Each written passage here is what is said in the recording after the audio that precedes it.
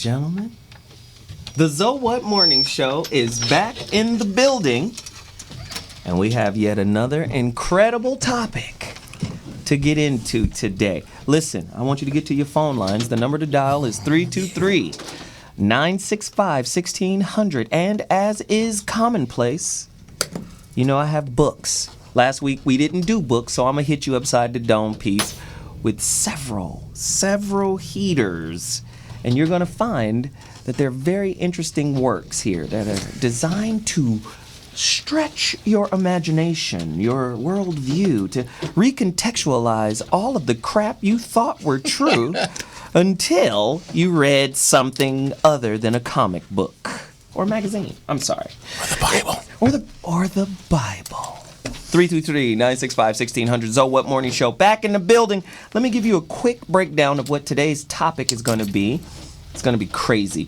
Is the black community on life support? What are the biggest problems facing African Americans today? This is going to be crazy. You know I got questions, but before I get to the questions, let's go to the books. Really quickly, this is a book that I gave my son when he graduated the 8th grade, because he was a little hothead, you know. As a matter of fact, he was in a summer league game once on a basketball team, and he lost his cool. He could always be unnerved and unrattled, and I told him, hey, man, high school's going to be even tougher. You got to get yourself together. And I even signed it. I'm not going to tell you what I put on the inside, but I signed it to him. This book, an instant help book for teens, the anger workbook for teens. Activities to help you deal with anger and frustration. Control your anger and feel calm in the face of everyday problems. And he read it, right? I made sure he read it because I was like, you know. Well, you better read the damn book, boy. Right, exactly. I might need that book. No, but and what was cold about the book was before I had him read the book, I had him sit down and watch some film of Bobby Knight going off on, you know, players. And I was like, yo, man, this is part and parcel of what you're trying to do. You're trying to be a basketball player. Some coaches have an even killed temperament. Some do not. So made him read the book. He loved it. And I think he's better for it. Now, from last week's show, I'm getting a lot of feedback from the brother that Bobby Glanton brought in, Leon T. Gar. Man, everybody's asking, where can I get the book? Where can I get the book? Bobby, please tell them where they can get this book. Let's go to work. Great book. Well, right now, just email me at bobby@realmendon'tplay.com. And I will forward you a route, because it's going to be a couple of weeks before Mr. Gar, you know, reconfigures some of his business matters. So we had to just kind of pull back. He's creating another website, because we actually did the book about 3 years ago. Right. And so we're going through a couple of things right now. We're going to get an ebook format going, but the hard copy, we still have copies of that, but it's a question of some distribution issues right now. So just email me, please, and I will make it possible. What's the email again? Bobby, B-O-B-B-Y, @realmendon'tplay.com. That's without the apostrophe. Wow. Thank you very much, Mr. Glanton. I appreciate it. Listen, 99 years old. Yeah. Leon T. Gar. Yeah, and the busy. first black man to own a bank. Started his first business when he was 7, selling wagons for $2 a piece out of spare lumber, and saved all of the money. What? What's going on? Made $1 million before he could spell million. I mean, I don't want to keep going on the with brother. the wagons, he made $1 million. I'm just, That's a lot of wagons. I'm just saying. Wagons at $2 a wagon. I'm just saying, the brother is 99 years old, and if you heard what Bobby said, he's still reconfiguring some business matters right now. What? I'm just saying. I'm just Outworking saying. you, and he almost 100. Right. That's all I'm saying. Now, on to the next books. I'm going to run through these really quickly. I always like to give hip-hop books because a lot of people think they know what hip-hop is or the culture is just because they listen to it. But no, it's more to hip-hop than just the music. There's DJing, there's breakdancing, there's graffiti, there's clothes, there's even street knowledge. And here's a part of that. Hip-hop decoded from its ancient origins to its modern-day matrix. The Black Dot. Forward by Grandmaster Cass. Very, very dope book. Please, please, please go get this book. I've read it a couple of times. I think Kool Moe Dee gave me this book, if I'm not mistaken. You got to read the book. You got to educate yourself on your culture. I like to bend the rules. Most people don't want to bend the rules. They want to stay in the box. Let's get outside of it sometimes. Speaking of that, I always have this conversation about religion and how it's a problem. We will be dealing with that today. Stephen Prothero wrote this book, New York Times bestseller. Religious literacy, what every American needs to know and doesn't. You ask 3, 4, 5 questions to somebody about religion and they hung up. They caught up. They ain't. You blaspheming. Right. You blaspheme. You the devil in them. The devil and them, because you asking questions. How many of you have questions? Where in the hell did Cain get a wife if it was only Adam, Eve, and his brother that he just killed? How did he go somewhere and there was some other people and Adam and them was supposed to be the only people? I don't know. These are contradictions. I don't know. No, I do know. But I don't. Go get this book. It's an incredible book because it at least gives you the basics of all of the major religions in the world. If you want to understand, please go get this book. Please, please, please, please, please. I've already showcased this book, but I want to showcase it again because we're going to be covering portions of this topic today. Mm-hmm. Michael J. Marshall, PhD, wrote a book called Why Spanking Doesn't Work. Because you ain't doing it right. Stopping this bad habit and getting the upper hand on effective discipline. I have to highlight this book one more time because we're going to be covering it because that dude whooped them kids' asses for posting a twerk video on Facebook. Was he right or wrong? 323-965-1600. Was his method effective? And should he have been arrested for child abuse? I don't know. We need to talk. We're talking about what's wrong with the black community. And maybe discipline is one of them. Was Adam Carolla right when he says these black people whooping ass on their kids is creating violent children? Nope. I don't know. Somebody call us. Violent adults? Call us 323-965-1600. That's the number to dial. And again, I told people to get a book last week or the week before last called The Holographic Universe. And I talked about how the universe is holographic, how things are non-local. You gotta broaden your perspective. And I know some of these books may be challenging to read, but we have such a boxed in, locked in kind of thought process, and we don't realize the more rigid, the more locked in, the more limited the experience. Right? Most people don't understand that. So you broaden your boundaries, you broaden your horizons, you broaden your experience. Life becomes more fulfilling. You have a greater understanding, a deeper understanding. With that said, Dr. David Bohm, B-O-H-M, theoretical physicist. This is going to be a tough book to read. Wholeness and the Implicate Order. One of my favorite books. I've bought it at least 6 times because it keep coming up missing. It's an incredible book. I'm sorry. It's an incredible book. You got to get this book, man. It's going to challenge you. It's going to educate you on quantum physics, string theory. It's going to challenge you on fragmentation of thought. It's such a beautiful, it's so cold. And that's why I keep coming up missing. Wholeness and the Implicate Order. Very, very powerful work. I had a Prince CD like that. Did you? I love Sexy CD. I couldn't keep it. It just couldn't keep it. Damn it. Another great book I have, and a lot of people, The Secret and Oprah, and she's New Age evil, and we got to cover a lot of things. A lot of people don't understand where a lot of these ideas and principles come from. Anybody that's familiar with Michael Beckwith, and I have a couple of things that I'm going to show from him with the Agape Church and all of that, he broke away from this particular set of rules that were created by Ernest Holmes. But if you want to find out about what they teach, Living the Science of Mind by Ernest Holmes, right? The only writings by the founder of religious science to help you understand classic science of mind. This is a textbook. Go get it. Read it. Challenge yourself. That's the only way you're going to be able to defend yourself from the devil. I always tell people that, the devil knows the Bible better than you. He's the co-star. Right. You understand? He's mentioned in it and you're not. Right. So it's like, you got to understand what everything else is in order to defend yourself against that which you consider to be your opponent.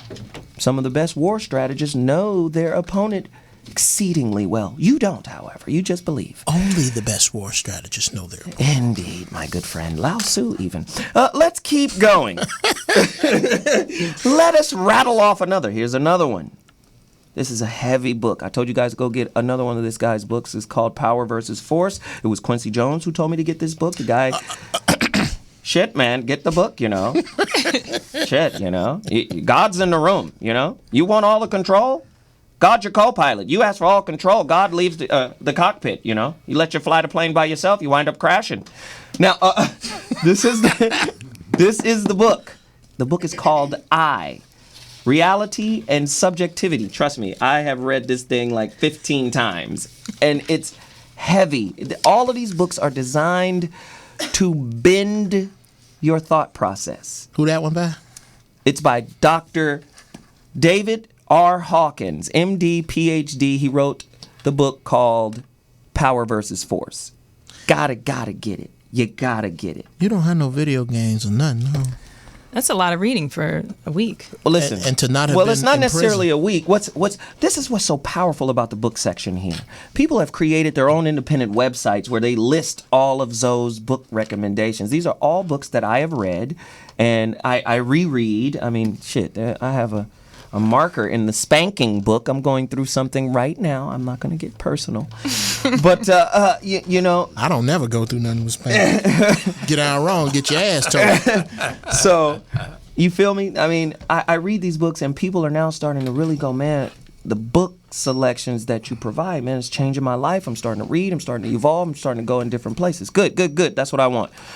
Also, my book, The Rebirth of Seeds. I want to thank all of the people. I have some copies to mail out after this show. I appreciate everybody who's reached out and asked for a copy of this book. Please continue to do so. My cell phone is on because of you. Thank you. How you get a copy? You email me at 2319 Z as in zebra, O as in Oscar, 1 at gmail.com. 2319zo1 at gmail.com. Email me so that I may send you your autographed copy ASAP. Only a couple more things. Michael Beckwith, this is a DVD. The Answer Is You. Trust me, I wouldn't show it to you if it wasn't hot monkey lava. You've got to get it. I don't know if you've ever felt hot monkey lava in your mind, but it really changes things around. I ain't never put none in Hot nobody's monkey mind. lava. It really changes things for you, right? Put something in somebody's mind. Here's another hold one because we're talking about some heavy stuff today. All of this stuff is relevant to what we're talking about. Michael Bernard Beckwith, Life Visioning. Listen to that title. Life Visioning, a 4-stage evolutionary journey to live as divine love. Whew. I wonder what Black America would look like if living as divine love was our belief system instead of Christianity, Islam, or any other religious concept. Or YOLO. Right? Or YOLO. Go deeper. YOLO. What YOLO? YOLO. That candy? No. Is that That's like Rolo. a Rolo? Oh. You don't know what YOLO is? No, tell us. I don't either. We don't. Yes. You only live once? Oh, instant gratification. Yeah, that's a great Oh way my to goodness. live. All right, yeah. You've never heard that? No. Never. Well, you know, you're in the text world. You guys are, yeah. Yeah, that's that text world. That's some, and no diss, but that's a little lower frequency communication right there. Oh, I don't know. LOL. No, and I got this. I'm really surprised about that because I would think that your demographic would definitely know who They YOLO know is. exactly what that Yeah, is. Yeah. the demographic does. But We trying to save them from themselves Yeah. right now. Well, you got to know your enemy in order to fight Okay, it. Am yeah. I correct? Thank you. You don't know about the balloon and the spoon and the match and the needle? Come on. I'm Okay, wait. Stone Age. Let me get my last book off. I got this from UCLA. I was over Good there choice. Buying, Good choice. buying some textbooks. You know, kind of expensive. You know, UCLA. Jesus. Social Choice and Individual Values. Very heavy book. Kenneth J. Arrow. You gotta get it. I'm only trying to give you things that will change the way you think. If you change, let me just say it again. The quality of your thoughts determines the quality of your experience. If you got food stamp bootleg thoughts. You're going to have a food stamp bootleg kind of reality. And most people are raised in a particular environment to never see the forces of their conditioning that molds their experience. And I'm trying to get you to put your eyes on the outside of your conditioning so you can say, this is a bullshit tight ass pirate coat I'm wearing. I need to take this jacket off and put on something else. Why my shoes got big buckles on them? I'm a pilgrim. Anyway, at the end of the day, we're about to take a quick break, but when we come back, intro, topics, questions, we'll be back. Book section is over, and I'll be talking to you in a second. So what? We back.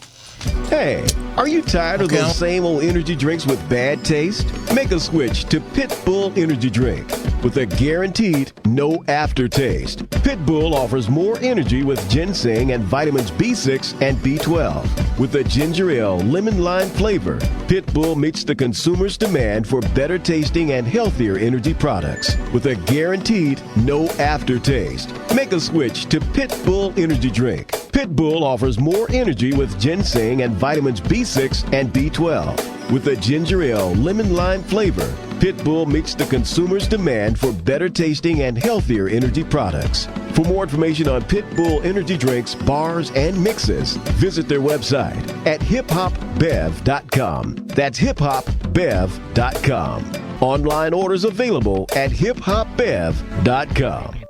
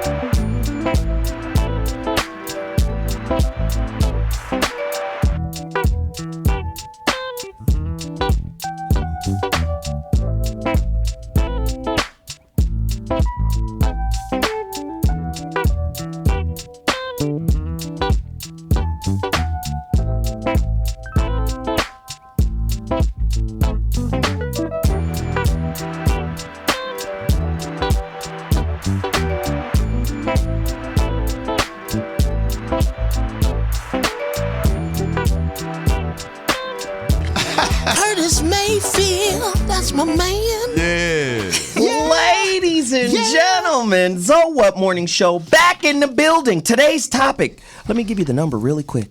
323-965-1600. Is the black community on life support? What are the biggest problems facing the African American community today?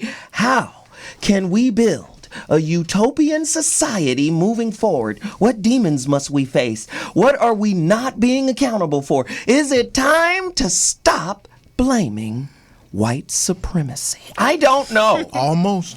It's almost? No, Almost? it's time. Yeah, it's time. It's been time. It's time. It's time. So let me do this really quickly. We got guests in the building. Let's intro the guest. None other than good friend, mentor, homie deluxe, Bobby Glanton-Smith, writer of Let's Go to Work. Come on, man. Welcome back to the show, brother. Hey, it's an honor to be here, and this is a extremely important subject for today. And let's as you say, go into it, man. Let's get deeper, man. Let's go do it. And for all you Foxhole fans out there, yes, she has returned. Finest. Hey. After You didn't get that memo from the White House, man. You can't use that kind of language up in here. Oh, Finest? man. Yeah, You you can say can't. You can't Out call of another bounds, sister brother. Out fine. of bounds. Why? Oh no. You can't call no. Shh. Okay, whatever. I'll take fine. Fine is all right. Fine is great. You guys remember her. She's, she's a rising star. People have seen her on Ricky Lake. They've seen her on Dr. Phil. I mean, she's Donna Trump up in this piece right now, doing it big. None other than Danisha Danielle. Back in the building. How Thank you for doing? having me, Zoe. Wow. I know you're going to go in on this topic. I already know. Yeah, I've got, I tend to be a little opinionated. Yes, I have notes, and yeah. This is going to be a great show. And of course, my road dog, Ignorance. chewing in the mic, Ignorance personified. popping bubble gum. The comedian. Walking foolishness. No, but see, it's veined foolishness. You think he's a fool, but he's fainting you to come on in. So That's he just can the Lord speaking through a fool is what it is. Yeah, and I think he's Lord, chewing speak to Laffy Taffy in the mic, but it sounds terrible. I wish he would stop. Anyway, it's Geoff Brown What's up? back in the building. What up, Geoff? What's going on, people? Are you What's ready? going on, family? Are you ready? Oh, absolutely. This is one of the few times because usually we are eye to eye, neck and neck, but this is one of the few times I think I'm gonna hit a few back over the fence at you. You think? Back You over think? there. Well, let's do this. Let's get in the ass whoopings. Then you. As you know, I like to hit us upside the dome piece with questions, and then I encourage the callers to participate. Listen, if we're not doing this together, we're not doing it at all.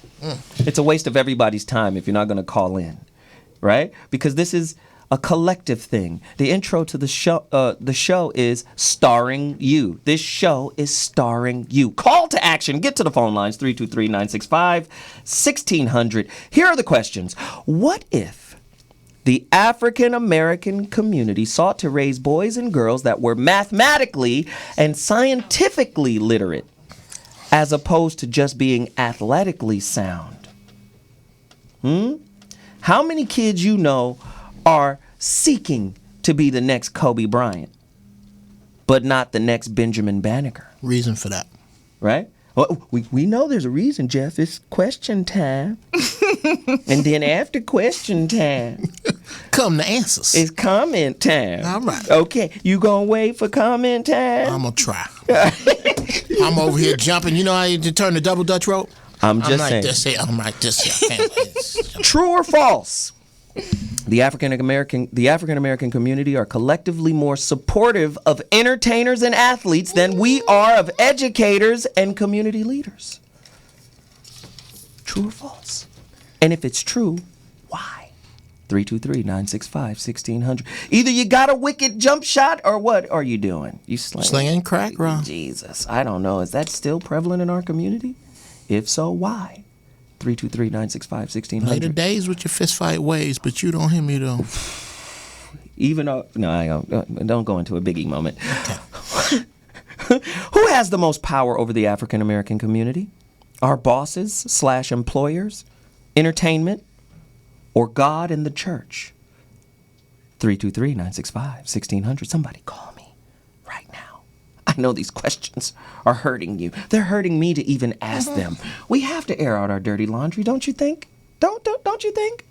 How should black parents view corporal punishment? In light of the ass whooping that got virally sent out to the rest of the world, should our ass whoopings be private? But with the advent of technology, is it impossible for them to be private? Should that dude who whooped his kids with the Xbox 360 cord, Oh, is this his weapon of choice? that was his weapon of choice. And what did you get your ass whooped with? Hey, can I ask a quick question? What is twerk? Twerking. What is that? It's like booty clapping, stripper dancing. Stripper dancing. Oh, okay. Yes. We have all intersections of generations here, and sometimes we have to be updated, like Like YOLO. like YOLO. Yeah. 323-965-1600. Drop the That update on you. is the number to dial. Was Adam Carolla right? Right? Are black parenting and punishment styles closer to abuse than they are to discipline? Somebody call me right now. 323-965-1600. That's the number to dial. Is the black community the best example of victimhood consciousness? Is the black community the best at blaming others for our own plight? I have more questions, but I refuse to go any further. Let's go deeper. Are we the best at blaming people for what ails us in our society? Geoff Brown. To that, I say I don't care whether we are the best. I never, ever, or this is a rule I live by, I never, ever compare myself to women or white people because I'm screwing up right there. Why? Okay. How is that? How? Because I'm a black man. I have a different code that I have to live by. Anytime that I look at somebody white and say, well, they do it, that's like me looking and complaining about my neighbor's grass while my house is on fire. I don't have the latitude to even concern myself with what other people do. My house is on fire. I got to take care of it. Right. That's a good point. Glanton? Man, this is as you mentioned earlier, a generational issue for me because I can remember in the early '60s we were really big on I don't want nobody to give me nothing, open up the door, I'll get it myself. James and Brown. then the next thing I know, it was like we crying and moaning and all that there with a with a cup and some pencils, And I like, wait a minute. And you mentioned earlier, and I want to kind of put this in a historical context. It was when you were doing your book thing. 2 books, Here I Stand by Paul Robeson. Bam. And Up From Slavery by Booker T. Washington. Booker T. Washington was famous for saying, don't move, improve. And he was a proponent of separatism in a sense. Yes. And a lot of what his ideology represented became the foundation for the Nation of Islam without the religious aspect of it. Wow. And as I look at that question of whether or not we're victims, I think we have been subject to a mentality that says we need help without understanding that people typically won't help you if you're not helping yourself. Perpetually, we need help. It's almost like we're always in the position to ask as opposed to create. Yeah. Is that what you're saying, Bobby? No, I said what I said. Oh, okay. All right. I meant what I said. I love it. That's why you're here. That's why you're here. But really, we get caught up into this thing where we wait to be delivered. Mm-hmm. And it's like somebody's coming to get us. And you look at 1968, April 4th. We're so far removed from that sensibility that nobody really mentioned April 4th. This year, for the first time in many years, I didn't see Don't make me cry. the outpour of reflection or anything because we were caught up with what's happening with Rihanna and Lindsay Lohan and whoever for today, the trending thing. And I say that in this way. Dr. King's assassination brought a halt to a movement, and it should have never happened because we should have never put all of our eggs in that one basket to begin with. Wow. As much as we admire, I'd admired Dr. King, I went for it too. I was like, damn, man, what we gonna do? Our leader's gone. We're the only people that put all our eggs in one basket like that. Yeah, who's the Japanese leader? Who's the Japanese dude that all the Japanese people wait to say something before they move? Who's the Jewish leader? Great point.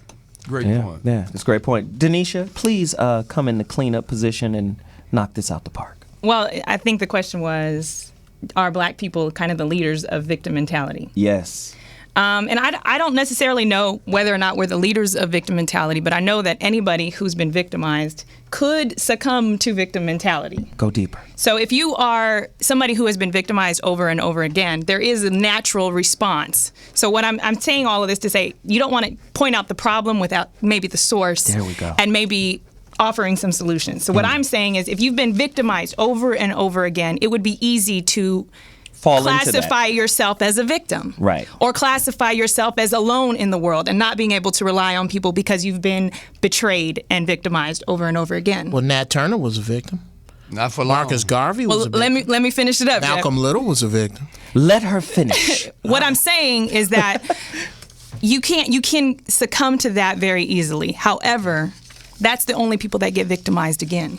Is somebody who is going to continue to be a victim over and over again. So it would be up to, has the black community been victimized? Yes, we could say that. We've been attacked. We've had more than our share of struggles. So has the Jewish community. Right. So has the Chinese community. But there's a lot of different communities that have, but they take a different approach. Right. And I do think that our approach, though understandable, needs to change. Wow. Now she cleared that up really nicely. My question is, especially today, look at our children. Mm-hmm. Our children have this unfailing desire to be entertained. Most adults. Mm-hmm. I just need to be entertained. Like the Romans. Is entertainment the black community's opium? Well, it's what we feel like we're good at. I mean, you have people who wouldn't we feel talented, generally speaking, and we're reinforced that over and over again. That oh, he's going to be fast. Oh, look at that little boy. I bet you he's fast. I was just with an extended family member, and he said, "Oh, I bet you he plays soccer." Wow. So it was, to me, that's what has been reinforced over time. So it's our job as parents and family members in a community to reinforce different things over and over again. Wow. Bobby Glanton, you had something for me. Well, one loose end, and then I want to respond to what she just said. It depends on conditioning, because in the era and in the community that I was raised in, I was taught, I'll lick you till I lick you clean, then I ain't going to lick you no more. And it took me a while. That's not a bad philosophy. But what I took from that is good parenting. I'm gonna be nice to you. I'm gonna start out with that. But then when you start taking advantage of my kindness, then we're gonna switch reels at that point. I'm gonna say, all right, I'm not here for that. I'm not your floor mat or your doormat. And then we're gonna try to level that playing field. As it relates to what you just said about entertainment, that's a thing to do. But is that who we are? Because in the world, entertainment generates trillions of dollars. And once again, we're at the back end of that. We're on the consumption side of it, but not, and we're crossed between being producers of it in terms of the product, but we don't take home the paper from it. Wow. So the connection. We do take home the paper from it. You got to be kidding me. We don't take home all of the paper, but we don't even take it. We don't take home a nickel out of a dollar of it. Right. He's on the point on that. I know what you're saying. That nickel is big when you look at Jay-Z's and you can pockets. make the nickel. When you look at Jay-Z's pocket, you look at Oprah's pocket, but they cannot impact the problems that we have economically with that nickel. Because they're giving 4 cents back. Oh, believe that. Wow. Well, I agree with that, but I'm not going to diminish the nickel. I got to diminish the nickel. Because it's misleading. It gives us the perception that we have made it. We made it That's according a to different whose thing. standard? That's a different priority basis. I'm not saying that is the priority because that other 95% drives the marketplace and it controls the messages. And that's why we don't know who Paul Robeson is or glorify him. Wow. We don't know who certain people are who've made significant contributions to the American way of life. Wow. We don't even know that black people invented a lot of products. George Washington Carver created products that we use every day. And you think all he did was peanut stuff. You see, so when you start talking about the commercialization of entertainment, we're still neophytes at that. And it costs us plenty because our kids aspire to the low end of that. And we have to remember, the purpose of entertainment, especially in a political climate. It is to divert your attention from what's really going on. It is to keep your mind occupied. It is to keep you imprisoned to sensation, right? If you look at the Atlanta Housewives and all of these, and the Bad Girls and Desperate Housewives and all this is designed to keep you stimulated and distracted. So you ain't thinking about Monsanto. So you're not thinking about Monsanto, which was just signed by Obama. Yeah. I mean, and protected by Obama. Yeah. We don't pull him to the floor and go, why would you do that? You better not pull him to the floor. I'm glad you said that, man. Just to throw in, I'm going to get out right as quickly. Keystone Pipeline. How many people who watch TV as incessantly as we do even know what Keystone is? I bet they know if they live in Mayflower, Arkansas, because the pipeline ended up in their driveway. Wow. 100,000 gallons of toxic goo spilled out of the ground into these people's yards. And these same people are the ones that were advocating drill, baby, drill. So when we talk about entertainment and edutainment, it becomes a real interesting subject matter. What are we being entertained by? Are we being, like he said, distracted by entertainment? Are we being stimulated and inspired to raise the consciousness and the level of understanding of how our world really operates? Entertainment is definitely used as propaganda. It has been for centuries. We have a caller, Deshaun from San Francisco. Holler at me, Deshaun. That's Darshan. Hey, Joe. Sorry. How's it going? Darshan, you have a great name. It's a Hindu name, if I'm not mistaken. It means visualizing or seeing the presence of God, correct?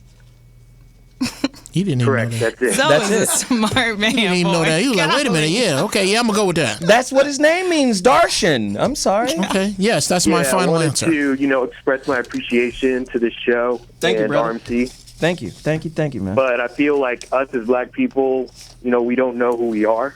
And we need to educate ourselves about ourselves. And how do you guys feel about reparations? I'll take my question off the air. Oh, wow. Thank you. That was a great point. Reparations. Wow. You know what I want to do? I want to go to Bobby on this one first, and then Danisha, and then Geoff. Bobby? Well, Your thoughts? That's a great call, Darshan. I'm of the belief that if you understand the why, you'll get to the how. And that means you do have to kind of step back in history and look at, Let me write what down is all it of that this. we, If you what others have understand. done that we aren't doing.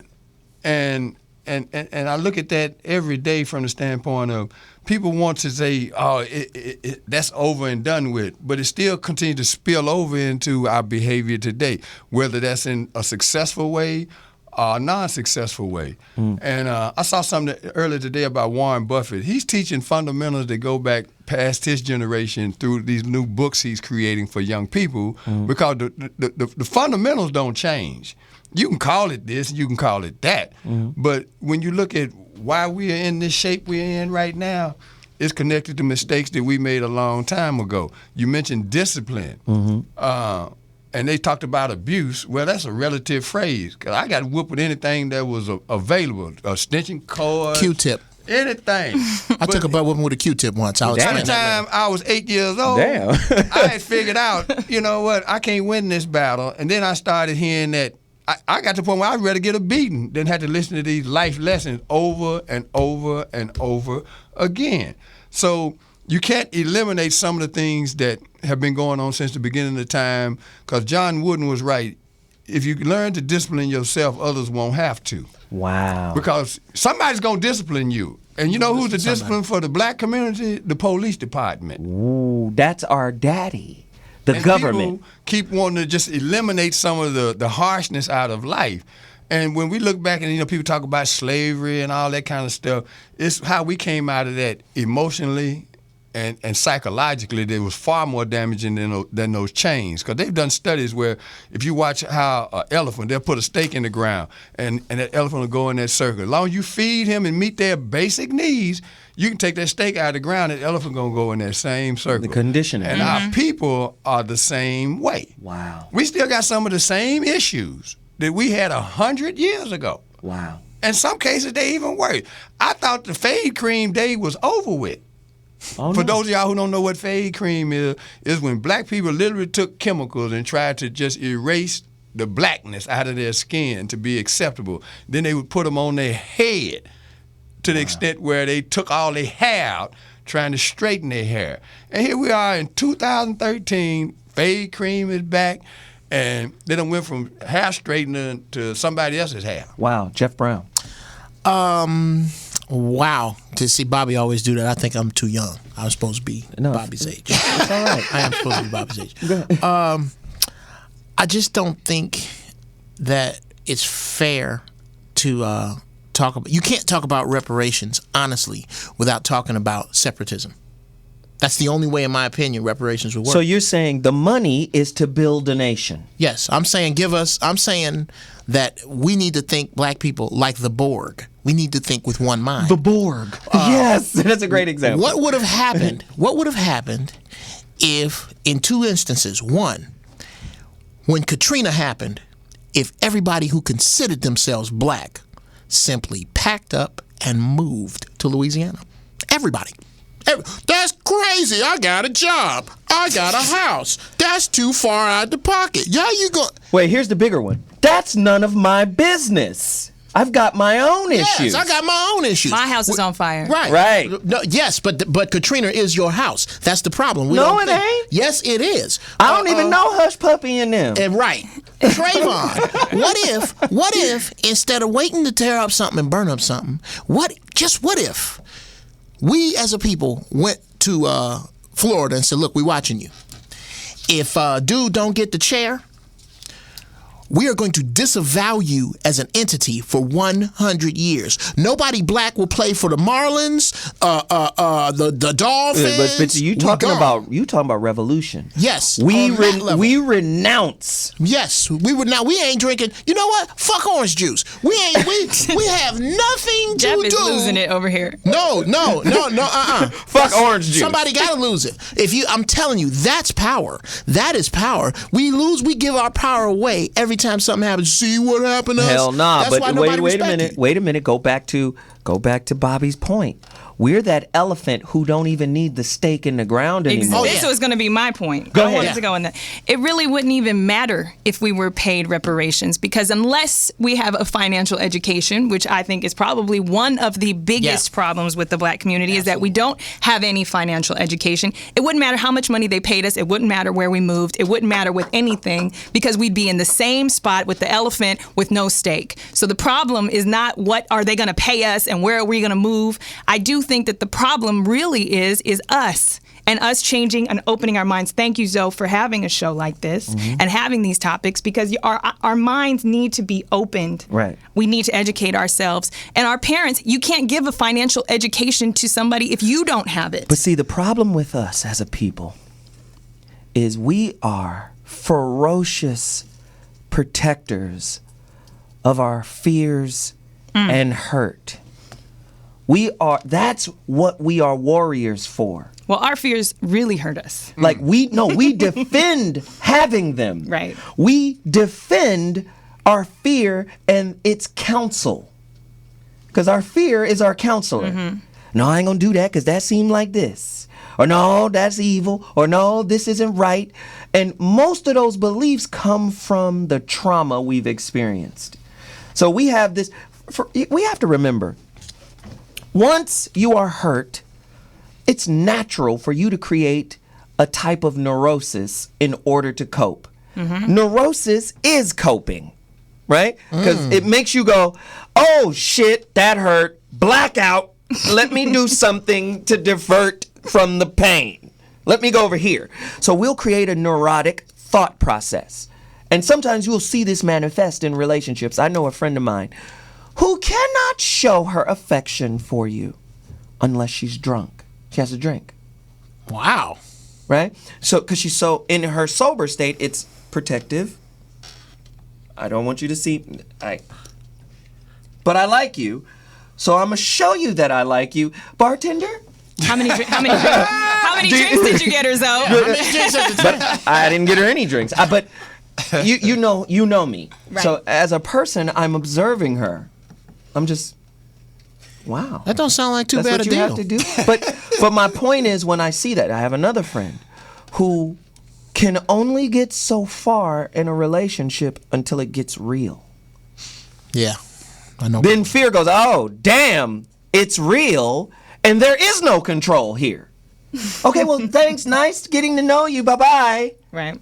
Do you see what I'm saying? So neurosis creates a coping mechanism. And because it's a coping mechanism, it makes you feel good. But what people don't understand is, on the other side of trauma, there's forgiveness.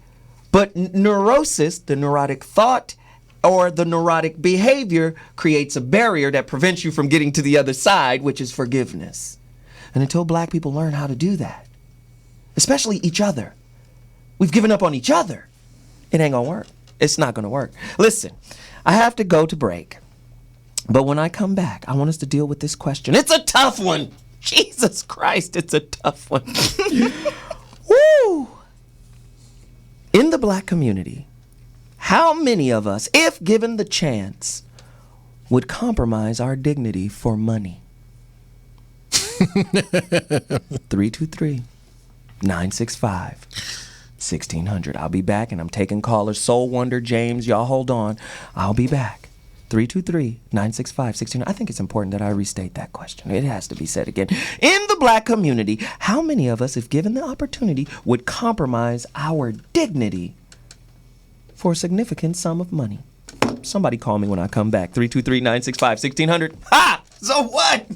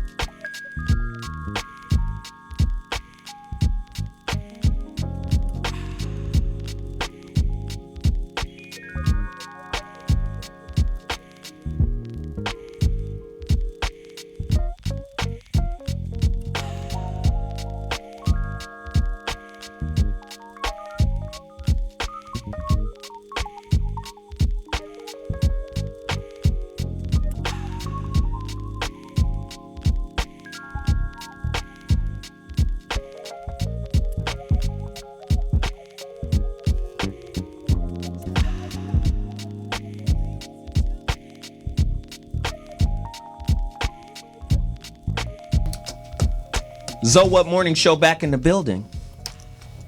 Tough topic.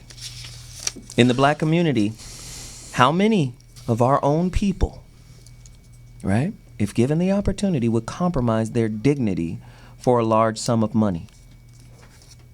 Right? I mean, this is real. Oh, I work for the government. I work for the federal government. You know, there's a badge of honor to be accepted. Let me just say, That's a government job. I said this on Corey Holcomb's show. I have a homeboy who's a spoken word artist. And he did a controversial piece about, he's going to Germany to do this entire, you know, kind of theatrical, poetic performance piece. And part of his piece was, what if Germany had won the war? Right? And he built up this whole big kind of philosophy that was talking about, imagine if Germany won the war and then today, you know, they elected kind of a president or leader that was for democracy. The people would be like, that's not even how we get down. We're Nazis, you know? He said, now look at America in that same context. We elected a black man for a traditionally racist and white supremacist country. Because we can't act like America isn't white supremacist now.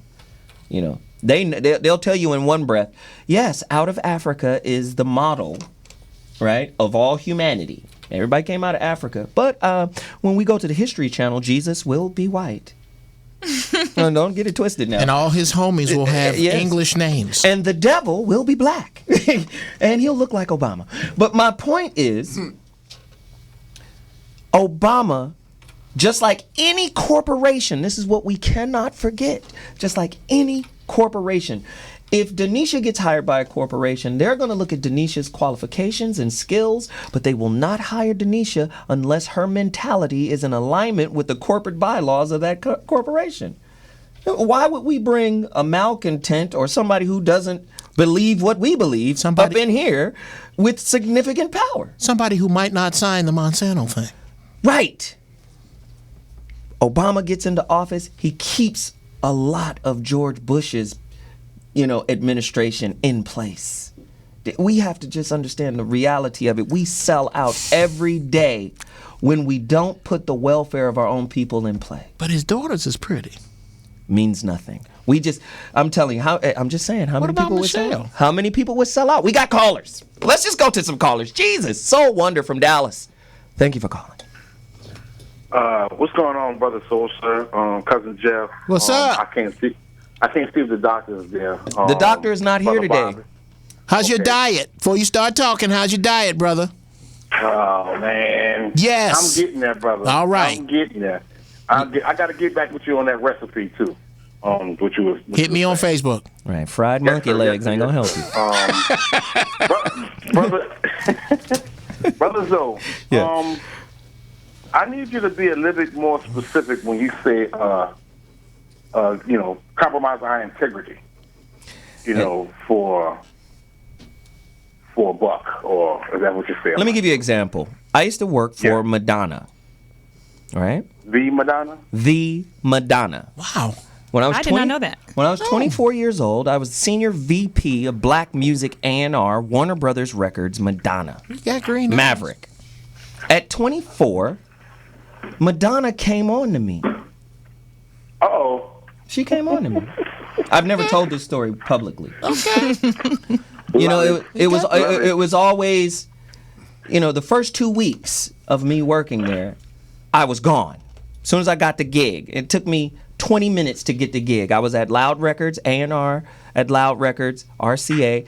Steve Rifkin hooked me up with Freddie DeMann, right? Very powerful. Used to manage Michael Jackson and Madonna and Lionel Richie.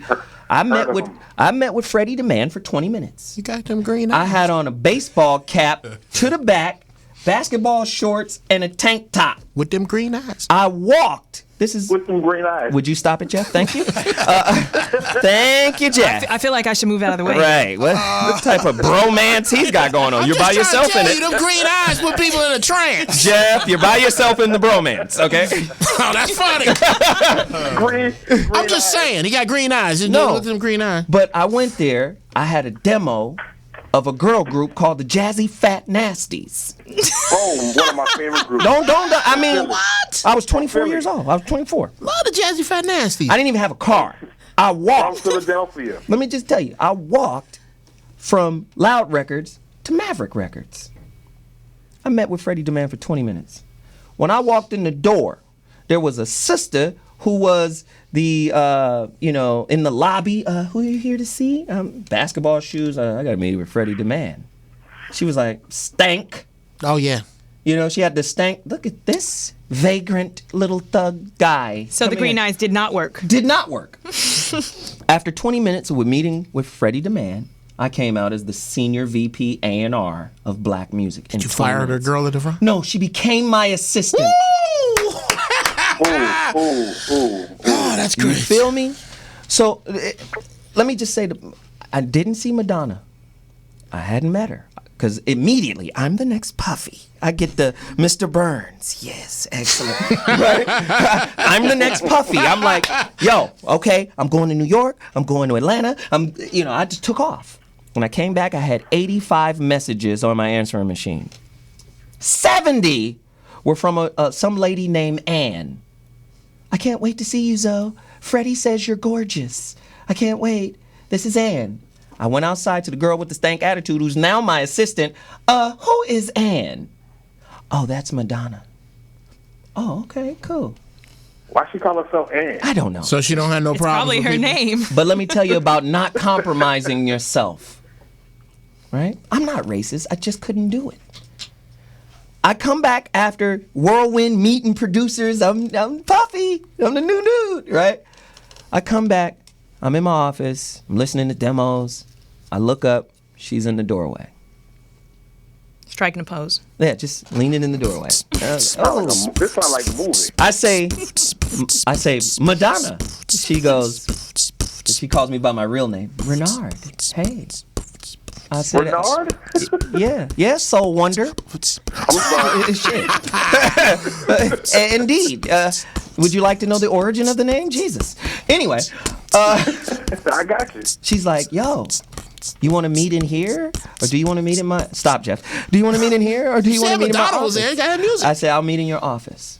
We go in her office. She's like, oh, you're gorgeous, and you're this, and you're that. I'd like to take you to dinner, blah, blah, blah. Let's get to know each other. start.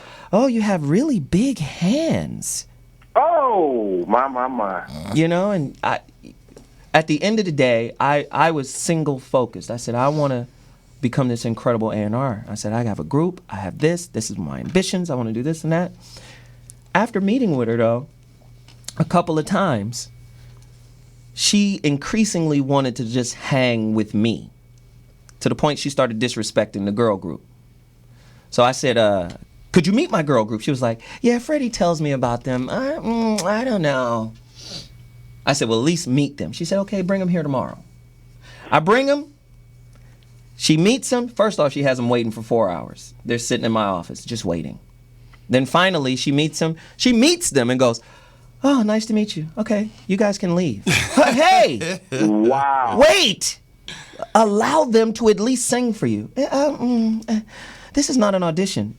Please, let them sing. Okay, let them. And then they sang. And they killed it. Ripped it. She was like, oh, okay. That's the Jazzy Fat Nasty. She was like, wow, they're dope. Then she goes, okay, which one of you, or are all of you fucking Renard? Because he's the one that's going to get you your record deal. Which one of you are going to do it? You really, all of you should be doing it. Madonna's a bitch like that. She did it like that. He's your advocate. Okay, you guys can go back to his office. I was like, what the? And then after it was over, I'm 24. And a 24-year-old Zoe? Oh, I was really crazy off. Like, shut the... You know, I was on one. You know, I didn't have a lot of the etiquette that I have now, if you consider this etiquette. But... So Zoe was more bigger. No, but at the end of the day, she asked me, she said, What do you want to do? I said, I want, yeah. She was like, I want to. She was like, you know I can sign them if I want to. I said, I want to sign them. We can get Babyface. We can get all these people. Yeah, let's do it. She was like, you know I have the power to sign them if I want to. I'll think about it. The next day, Freddie calls me into his office and said, what did you do to Madonna? I said, what are you talking about? She says you're an ass. You mean the ass called me an ass? You know, back then I didn't give a rip. And my point with this whole story, sometimes you gotta stand for some shit. I said, I don't care what Madonna thinks. It doesn't make or break me. I brought you guys talent. Maybe she doesn't know what to do with the talent. Maybe she's in competition with the talent. I don't know. Madonna can't sing. But she can't have me. I had all type of pro-black shit on my desk. Books and shit. Of course you did. Like, no. I'm not finna be Big Daddy Kane butt naked in the photo shoot. That's not gonna be me. And I projected that energy. Sometimes we have to stand for something. And a lot of times we stand for nothing. A lot of times we lead with that price tag over our head that says, I'll do this for this amount. I will sell my integrity. I will sell what I say I believe in if the price is right. That's why we have a culture full of snitches. Can I address Go ahead, Jeff the Brown. elephant in the room? One question. Have you ever knocked down any white chicks?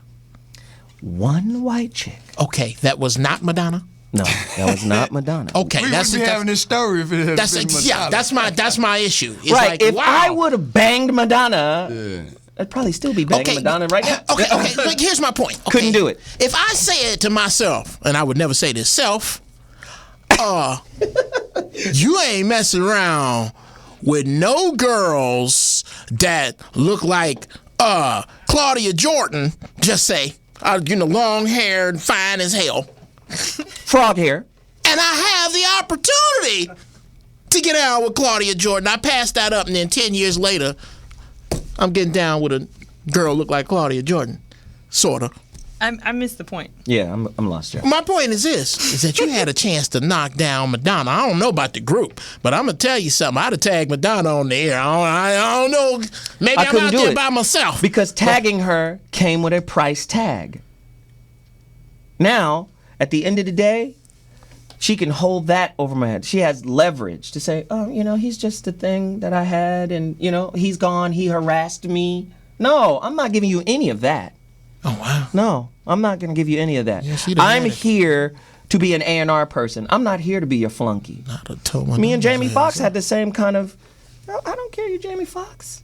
Oh, yeah. You're talented than a motherfucker. Respect the opportunity, but I'm not going to kowtow just because. Because you got a room full of German Shepherds that's doing it? Yeah, man, I can't do that. And I think once black people start to value that which is truly priceless, character, right? Mm-hmm. We don't even have a Geiger counter to gauge what character is. We gauge external accumulation over internal development, right? That internal influence that, there's something in this being that changes the environment. We galvanize the externals. That's why you see my rims, bitch. That means get up on this dick. That's the new. Is that not the new slang for these kids? Yep. These rims represent my passport to your pussy. Yep. Let's just be real. 323-965-1600. Somebody call us. That's parking lot pimping. Well, we got callers. Let's see what they talking about. Yeah, the phone lines are on fire right now. Let's go to James, Trinidad. Let's go. It's not my phone. Yes, how y'all doing? What's up, man? How All you right. doing, Zoe? I'm good, man. What's happening? How you doing, Jeff? Hey, what's up? I just want to speak about this reparation stuff, man. Okay, we are the only people who have an argument with ourselves about reparations. That's funny. All the Native Americans, man, they're just grabbing money, making casinos and everything for themselves. But we as black people, we have a conflict amongst our own self about reparations. Right. Which I think is like really dumb. Wow. Now, there's some of us just making money and stuff. All right, that's cool. Mm-hmm. What about the rest of us, man? We'll take reparations. We don't want to argue about it. we want to build some monuments for our people as well. Mm-hmm. You know what I mean? Wow. So, you know. Hey, you know what? Let me just say, man, I appreciate the call. Thank you very much. Please keep calling in. We got more callers. Brandon, Dallas, you're on. Sell out for money is what you want to talk about. Let's go. Brandon from Dallas, man. Yeah. What's up, man? Can you hear me? Yeah, we can hear you, brother. Okay, man. I wanted to say one quick thing. I was reading Mandela's autobiography. Wow. And when you talk about the integrity of a country, when he said about him receiving the Nobel Peace Prize with de Klerk, he said, how could you stand up there with your jailer? You have betrayed your country. Wow. Because it is money attached to it. And also, Mandela has a foundation that funnels money to him. It's the De Beers. Diamonds, yeah. The diamonds. Mm-hmm. So, can you say that South Africa is better off with Mandela having been out and in power, being president on one hand? Or can you say, how can a man walk out of prison and become president of a country and none of the people in power were prosecuted for war crimes? Wow. Because it's already been proven that the brother was falsely imprisoned for 27 years. And then you get out and the prize is I'm president. Yep. You can't be president of no country in the world without America's approval. America is a part of all of it. Don't get it twisted. If you out of pocket for America, they're going to come see you. And it doesn't matter. It could be on the news or not on the news. We're going to come see you. Ask Gaddafi. Oh, Gaddafi, you out of pocket. We're going to come see you. We're going to put them things on you. We're going to come see you. No fly zone, because we said so. That's how America gets down. This is. Thank you for the call, caller. This is the mentality of America. And black people, what we've been doing ever since. And like I said, that neurosis is there. It's about being comfortable, about not dealing with the pain. What black people do is find a way to live and cope and survive as a subordinate here in America. I actually like to tag on to that. Because what I think is the problem with people who are selling out, or what I would probably say is selling yourself short, or buying in, selling yourself short, is that they really, at the end of the day, are lacking vision. And so if you are not seeing something greater than yourself, then maybe tagging Madonna is your ultimate. Wow. That is your trophy movement. Right. Maybe you're not even striving to achieve what Madonna's achieved, or being the one who gets the person to sign. You're not the one who's doing the signing, you're waiting to get signed. Right. And so in that case, I think that if we need to find ways So you're talking about Ray J. Right. Yeah. I hit first. There's a lot of black people who would love to live Ray J's life. Right. Oh, the yeah, new record. yeah. That are jealous. Right. The new record, I hit first. You mean that's your claim to fame? You He's hit happy Kim with that. That's something to be proud of. You hit Kim Kardashian first. Wow. That makes you some type of special member of our community because you hit an Armenian hood rat first. You're on the front seat of the short bus. I'm just saying. She's not a hood rat. That's the real problem. The real problem is the lack of vision. It's not, and the lack of valuing your character and your own self. So. Wow, that's a great point. That's great. Caller. Kim. No. Before I go to the caller. Go to the caller. My brother. Go to the caller, and then I'm going to hold this thought. Okay, good. All right, we got somebody here. Brandon from Dallas. Oh, we already talked to Brandon. Who is this on there? Moosey. Caller, you're on. What's your name? Caller? What your name is? Okay. Your name is what's your name? Well, the name is the phone. Don't work. Well, this sister's sharper than a mother-in-law's tongue right here. Oh, I hear somebody. She keeps getting in it in a way. Yes, this is Music Man 82. Okay. Oh, Matthew, what's happening? What up, man? What's happening, brother? Hey, what's up, man? My phone kept going in and out, man. I'm sorry about that. No doubt. Hey, man. Just calling in about the reparations and everything, and also how black people will just sell their souls for crumbs. They're not even getting the full money that they're supposed to get because the higher ups is taking it. Wow. Also, they don't want any black man with power, just like Bill Cosby when he was trying to buy NBC. Get up out of here. Get up out of here. And also, we're gonna. What did they did? They did something to his son. Killed behind him. that. Or before that, I might be wrong. Well, yeah, I don't want to say that, but because I'm not a real big conspiracy theorist in that way. I mean, I know exactly what you're saying. Enos, his son Enos, or whatever. I'm just leave it at that. Right. But yeah, they don't want any black people with power, and it's not that we're even trying to overthrow the government. We're just trying to establish our own thing, like the Jews, the Orientals, and the Mexicans have done. Right. But they don't want us to do that and be successful. They don't want but also, Music Man, we don't want to. A lot of us are content with being the footstool. A lot of us we're okay with doing what Massa say do. Yes. And we'll comply with our women will comply with the rules. You know, Massa said if I kick my boyfriend out, he'll reward me with food stamps and government checks. And that's what they want, that cycle to continue.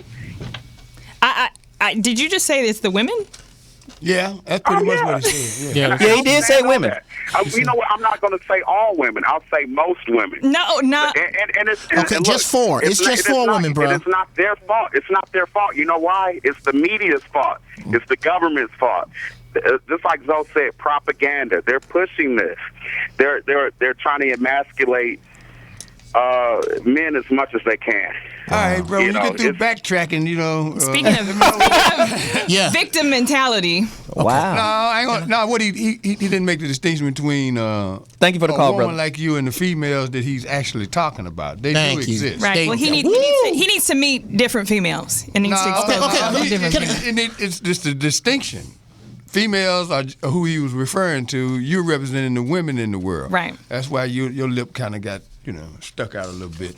But anyway, I just wanted to refer to this issue from another construct, and that is, Zoe shared a story with you. I'm going to give you an example of how sometimes you don't even know you got consciousness until things hit you. I make a big deal about my name, Bobby Glanton-Smith. I have two last names because my mother and father didn't marry. Mm-hmm. And the Glantons were a family of great distinction. My uncle was one of the first black judges in the United States, and there's a lot of prominence and wealth in my father's family. Mm-hmm. But he didn't marry my mama. And I'll never forget, after I finished high school and showed some promise, he told me, he came down from Des Moines, Iowa, and he said, I need to talk to you. He said, you want to go to law school? He said, what do you want to do? I said, you're the first black judge. One of the first black judges in America, I wouldn't mind following in those footsteps. Mm-hmm. He said, you can make that happen. You've shown the aptitude, but you got to do one thing. I said, what's that? He said, you got to change your name. I said, to what? To Glanton. I said, it's already Glanton. He said, no, then you got to drop the Smith. And as I stood there, without even thinking about the long-term consequences, I cursed him out, because what that represented to me is, you're telling me my mother and her name don't mean nothing, but the Glanton name means this. Right. And then years later, when I went to Des Moines, I saw what he meant by that. I saw the power of that name. We got front seats in the restaurant, people kissing his ass like I ain't never seen a black man get his ass kissed before. Right. And that's my family. But when I did that, I didn't consider the other consequences of that. And then I've been vacillating back and forth my whole life. If I had to do that over again, would I do that? And something tells me that he'd have caught me lying, because in my heart, I'd still felt bad about doing that. It's funny that you say that. I have a story about my name as well. And so sometimes you can say that you're a sellout, and you will, but that stays inside of you. And it bothers you to the point where when you've no sold matter out. what you have accumulated, you'll never be satisfied with it. Wow, Geoff Okay. Something you kind of brought up that is a tangent to this, but is a huge problem amongst black people. I believe all the men in here, and you will agree, that there's some black men that a group of them ain't shit. Absolutely. No, hold on now. I'm not going to agree with that. No.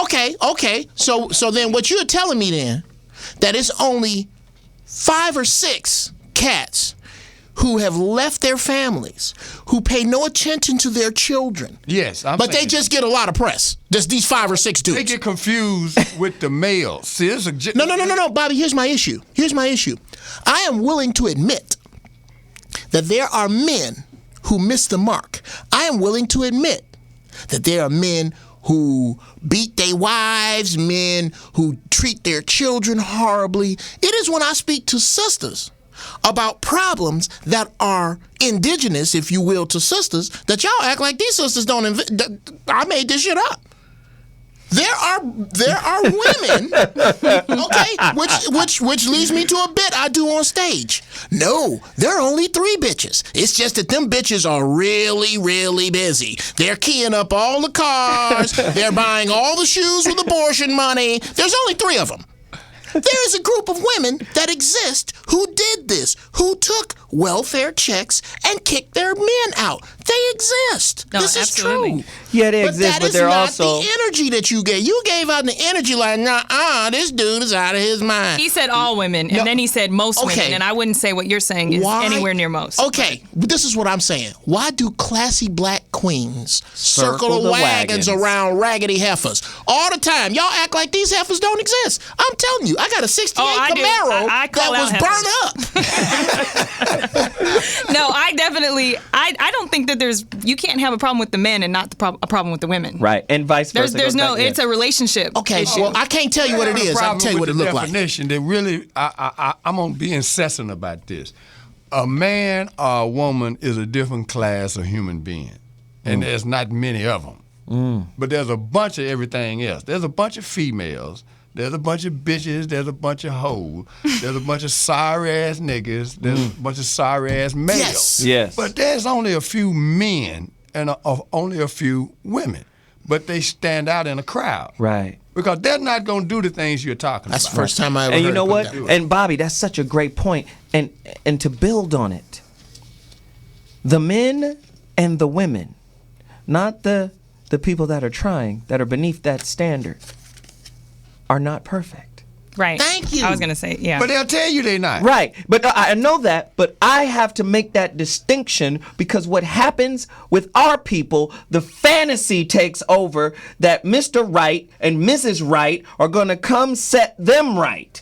No. No. See, good people are only good because they have an internal ability to be accountable, and they're always in search of what they can do to make themselves better. True. That's a man. Okay. That's a woman who says, I am a co-creator of the conflict, of the trauma, of whatever I've experienced. And I'm willing to go to battle with myself. Most people ain't willing to go to battle with themselves. They want to battle their opponent because they need an opponent to get by a difficult moment. Wow. True. That's all I'm saying. Caller, Bree, Los Angeles, talk to me.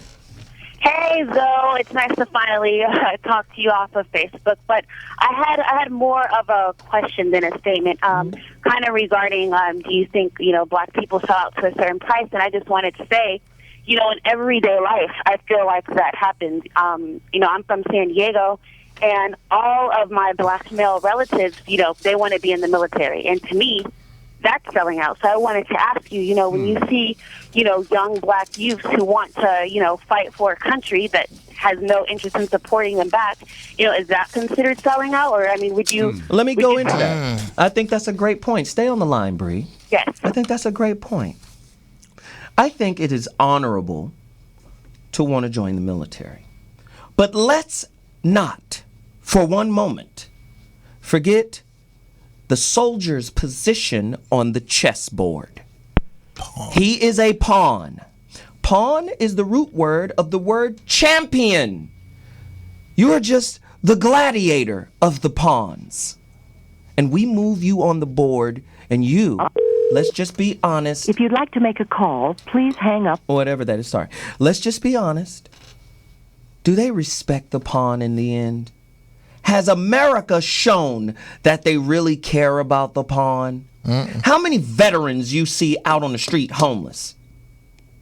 And I'm not saying they don't have the GI Bill and some other things. They don't. But how many veterans you see struggling? Most. When the Vietnam veterans came home, how were they treated? Hey, Let's just be honest, man. Don't Come even go on back now. that far, man. And the question was, are they sellouts? Not really, because it's a way. It's an employment. It's exactly it's what a it job. is. But here's the sad part about the hypocrisy in serving your country.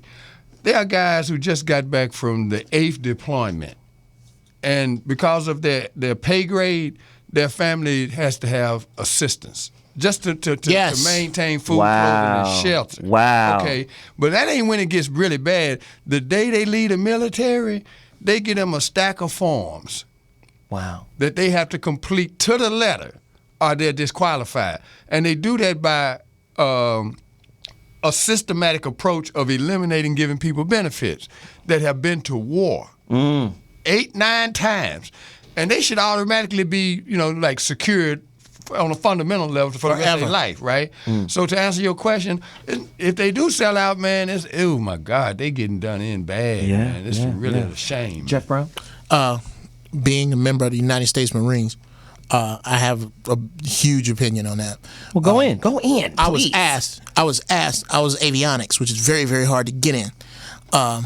And they were throwing money at us to stay. They were just whatever you would do to stay. And in front of a bunch of the wrong people, I asked this dude who was higher up in the enlisted ranks. I said, Gunny, the day you got in, on the day that you first joined boot camp, there was a dude that got out. Did he get more than you're going to get? He said, yeah. I said, you're going to get more than I'm going to get. If I spend 20 years, the dude that gets in then is going to get less than I'm going to get. Why would I give you 20 years of my life and still there are places where people call me nigga? I can't do it. Well, and that's such a great point. And then you build on that, and it's a job. It's a job like being a postman is a job. It's a job. And we respect what they do in terms of protecting the borders of America. But let's just keep it real. Let's just keep it real. You don't see the aristocracy of America being enlisted. These guys are out, the ROCTs and all of these people and these recruiters are outside of inner city high schools.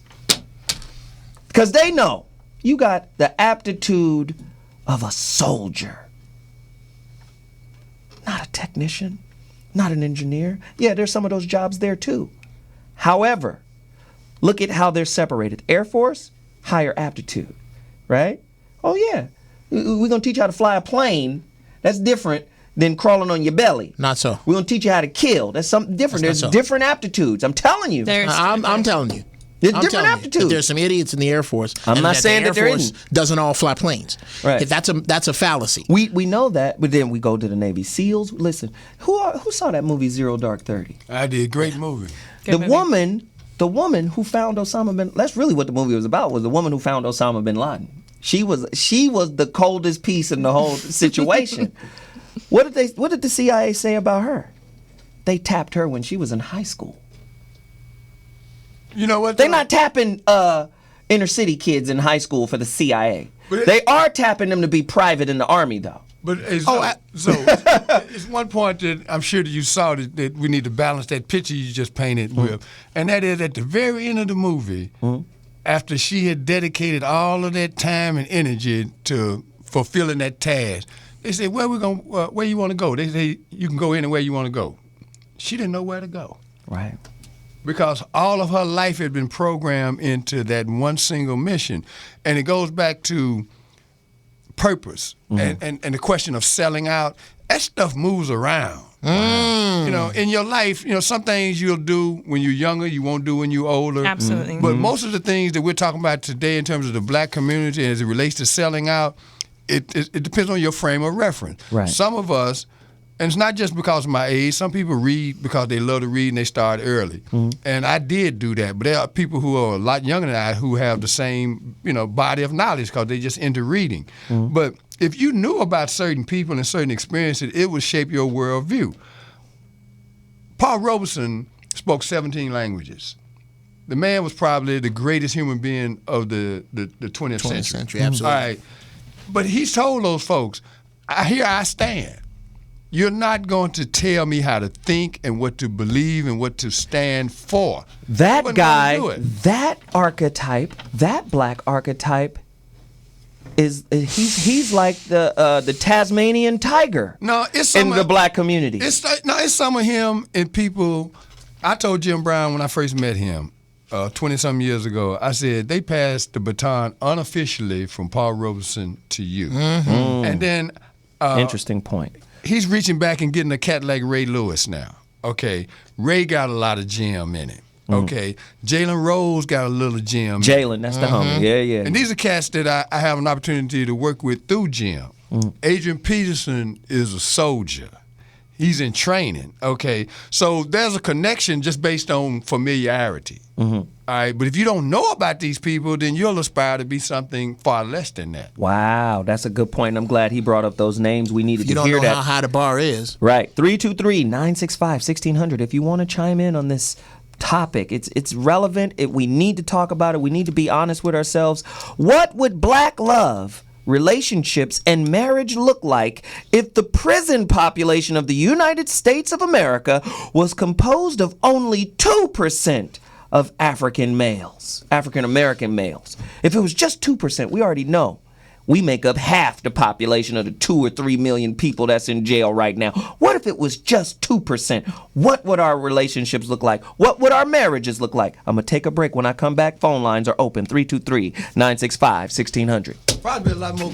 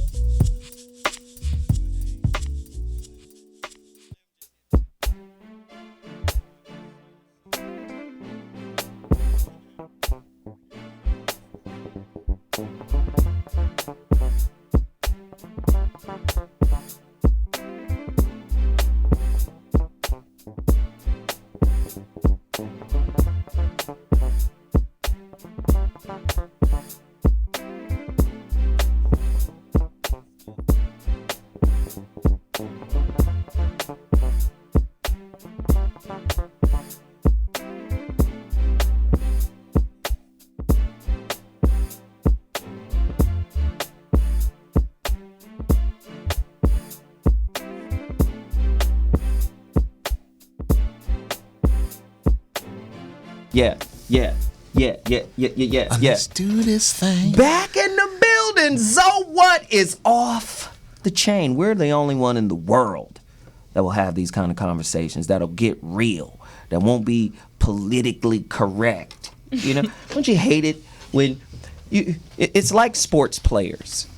Well, you know, we came in here with a game plan, we executed, and we were a team out there, and you know, they got all of the basic things to say to not answer the question. It's just always fluff. You know, I don't really like Dwight Howard. I think he's a great center. I think he can be great, but I don't really care for him as a person. But I think he can fit in on the team. I want to hear somebody tell the truth. The last time I heard somebody tell the truth, it was Charles Barkley. Mm-hmm. Charles Barkley told the truth. He always tells it. It wasn't a lot of fluff. Well, you know, it was one of those games where, you know, you get tested, and our team showed resilience today. And just say you don't like whoever. Yeah. You know, and people think, oh, there's class associated with that. No, you know what I like? I don't like pretentiousness. At all. I think we make, first off, you have to remember pretentiousness is deception. So now we have acceptable deception. And come on, let's not act like deception isn't related. If you'll lie about a damn game, you're going to lie about something more important, won't you? 323-965-1600. Geoff had a point he wanted to make. Geoff, go deeper. I came upon this when I was high, long after I was out of the military, that the one thing... When you were high? Oh, I was high. Yeah. That's when the Lord speaks to me. I am high, he's on high, therefore we communicate. Right. The one thing that every enlisted, the two things that every enlisted individual has in common around this country is that, one, you don't have straight A's, and two, your parents ain't rich, which makes you what this country has to offer, only flesh. You have your flesh to offer up, and we'll give you medical and dental if you'll put your flesh on the line. Right. And what I really think would solve or change war is if the front line had to be comprised of the children of the aristocrats. Oh, no. That's just not how it goes. No, it's not how it goes. The pawn is disposable. Now, we're going to, you know, parenthetically or what's the word I'm looking for? Paradoxically build them up like superhumans, Captain America, and their heroes and medals, but really you're a pawn on the chessboard. On the really real, yeah. Yes. You're not knights. No, you're not knights. You're not bishops. You're not rooks. No. You sure as hell ain't the king or the queen. You're not the king or the queen. Pawns. You're disposable. And that's how they believe. Let's not act like they don't. Let's just be real. 323-965-1600.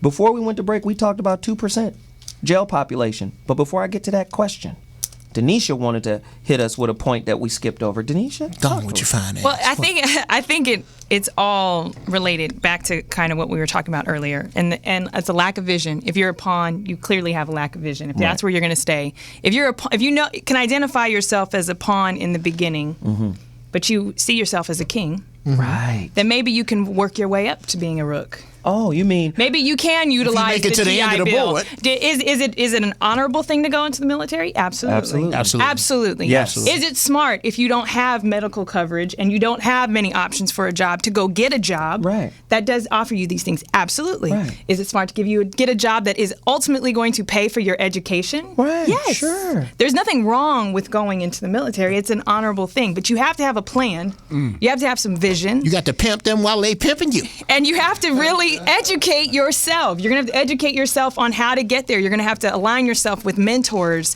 and people that can help you. Yes. And you're going to probably have to make some tough decisions. Let's go deeper. And you know, it takes, I guess, when you know better, people say when you know better, you do better. Right. But when you know better, you choose better. You're really making better choices. And so people who have made mistakes, and you mentioned it, the hoes, the ratchets, the men who maybe have abandoned their families, they were doing the best they could with what they had. So do I think they're ain't shit in general? No. Right. They just didn't know better. Their priorities were out of line. And when they know better, they choose better. Wow. So And it's going to take some tough decisions, some strength and character in order to get there. I don't even know if this reaction is from I'm about to explode. Don't worry. Yeah, he's about to pop. He goes through this. You're just seeing this right now. Did you just tell me that the dudes, and I know some, I get them on the phone, the dudes who made the conscious choice go deep to abandon their families and children, that they don't know no better? Some don't. Or they don't. Okay, let me make that a little bit clearer. Some really don't know any better. Some really don't. Then there's some that really don't have the tools to be what it takes to be a husband and a father every single day. They don't have the tools. They were never taught. They don't have any examples, and they want to do right, and but Danisha, they can't. And in reality, because they lack those tools, will not really be of service by being there. True. Let's just keep that in play too. So it might even be best that they are not there because they lack the tools to really facilitate a rich developmental environment for the child. How about that? Before you can be the man of a house, you need to be a man. That's just what it is. So let me just do this for the military side too. Yes, you get to take care of yourself. Yes, you get dental insurance. Yes, you get to raise a family. But you also, like the pharmaceutical company, have a lot of side effects. PTSD. True. If they turn you into a monstrous killer, how do you turn it off when you come home? How do you relate? It's the same thing as Miss Super Independent. I don't need a man. I can pay all my bills. I'm corporate boss bitch. How does she come home and make find some damn cookies? Right, and find that submission is not synonymous with humiliation. How does she come home and not bang her dude over the head for not making as much money as her? How does she come home and not marginalize his contribution? How does she find different currencies that are worth more than the money she makes? Well, you know, how does she find her power in her femininity? Well, Bobby, as I listen to some great discourse, I find myself going back and forth in terms of where I stand on some of this stuff. And the life management skills curriculum that Jim Brown created, it really hit me after 20-some years to the point where it affects everything that I hear. We teach this class in first person because you can only speak for yourself. So if you run into somebody that you're having an issue with, whether it's your children or whatever, it comes back to that individual. You might not have knew what to do with your kids, that lady or whatever, but you knew what to do with you. The question is, are you going to raise up to that level of consciousness where you accept your flaws as well as your fears, and then just go back and start retracing your steps? Wow, that is a great point. What would America... Choosing better. Hey, listen to this. Whoopings. We going to go there. I'm just saying. We going to do that. What would America... Listen, would America... Anybody who's familiar with Tulsa, Oklahoma, Black Wall Street, right? Would America have the same view of Black Wall Street if it existed in the 21st century? Wouldn't have no choice because they didn't want it back then. They damn sure wouldn't want it now. No. I mean, we don't have to wait for permission. That's the problem. We keep waiting on permission. Exactly. But when you've been traumatized, we will blow up a city of free-thinking black people who are independent financially, who are building an actual city. We will blow it up. If that's your precedent, think about it. Japan is America's ally because we blew up Japan. But what did Japan do? It reformulated. Right. We can't conquer America, so we'll buy it. But what happens when we try to assimilate, we lose ourselves. That's what black people are doing, especially the affluent black people. Don't make me get it. We got callers. The producer is just telling me to go to college. Nikaya, Baltimore, you're in the building. Talk to me. Hey, everybody. Hi. All right. Okay, for time purposes, I had a lot I wanted to say, but I've been waiting so long. I'll just I'm sorry, make Nikaya. it short and sweet. It's fine, short and sweet.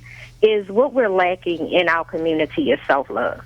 The problem is that we cannot look at each other, no matter whether you're down or you're up. We cannot look at each other and see ourselves. Until we can embrace our whole community and find a way to uplift our own community, we're not going to go anywhere. And the whole point is we have to go back to identify, because somebody made a statement about Jews and, Chinese, Japanese. Every subculture has suffered, but not like us. Because when we came here, we were removed from our identity. Thank you. All of them had their identity to cling to. They clung to who they were. So when they came out of that struggle, they came out of that struggle as a people. We don't have that, and we need to get back to that. Wow. Great But point. in finding that knowledge, we have so many different areas that we want to go in, but we have to find a way to unite that knowledge and give it back to our young people. Could you, Nakaya? She's great. Could you? Thank you, Nakaya. Could you just say the word area again? Area? No. I like the Baltimore. That sexy Baltimore thing. I couldn't even. I You could heard my barely. Baltimore slang? Yeah, Lord Jesus, sexy voice, girl. Thank you, Nakaya. We appreciate it. What would the black community look like if mutual respect was our religion instead of the Abrahamic religions? Hey, I just want 30 seconds on that. All right. Because we keep going in that circle on this conversation since that song "We Shall Overcome," which needs to be just taken off the... Oh, my God, that one, and lift every voice and sing. Well, I got something for that one. Kumbaya. I guess what I'm saying is, as soon as we use "we," the whole thing falls apart. Yeah. It's an I thing. Until I like myself, ain't gonna be no "we." Liking nothing. Yeah.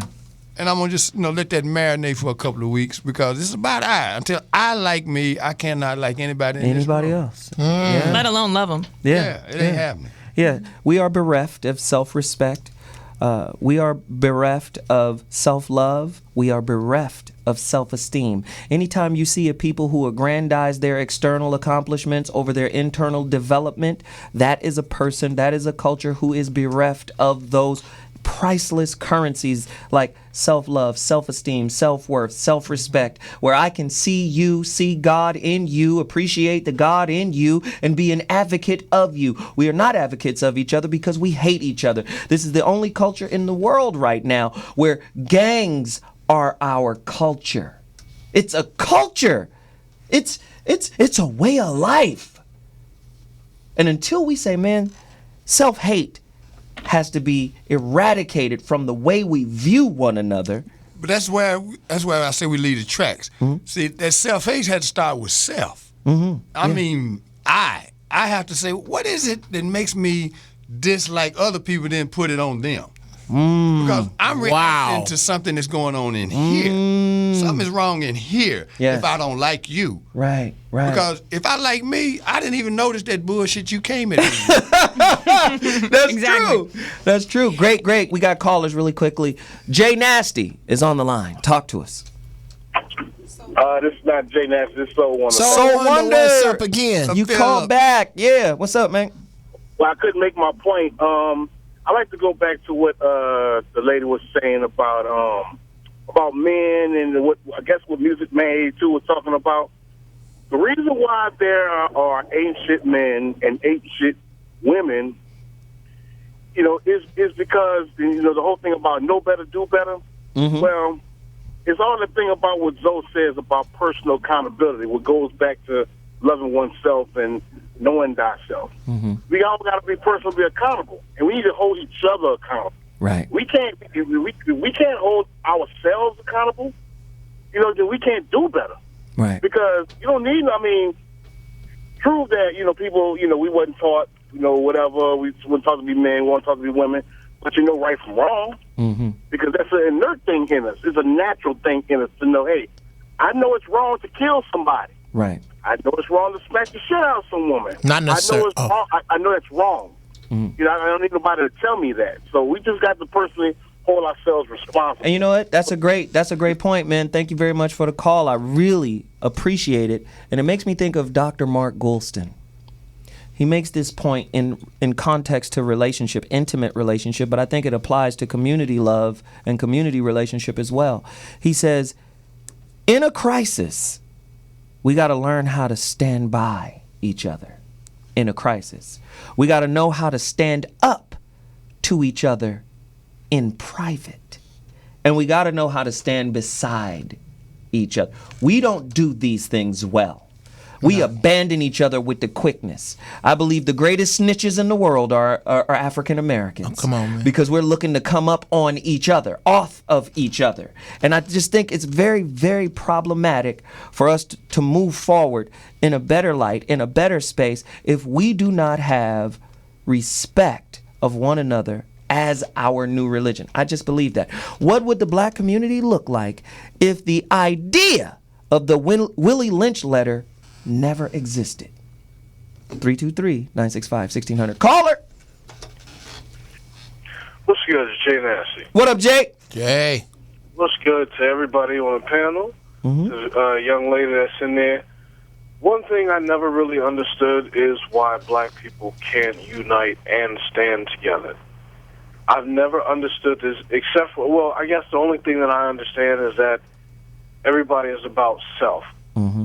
Now, prime example, God blessed me with the opportunity to actually buy pretty much, I'm not going to say they were the projects, but they were close to the projects, about 250, 260 families.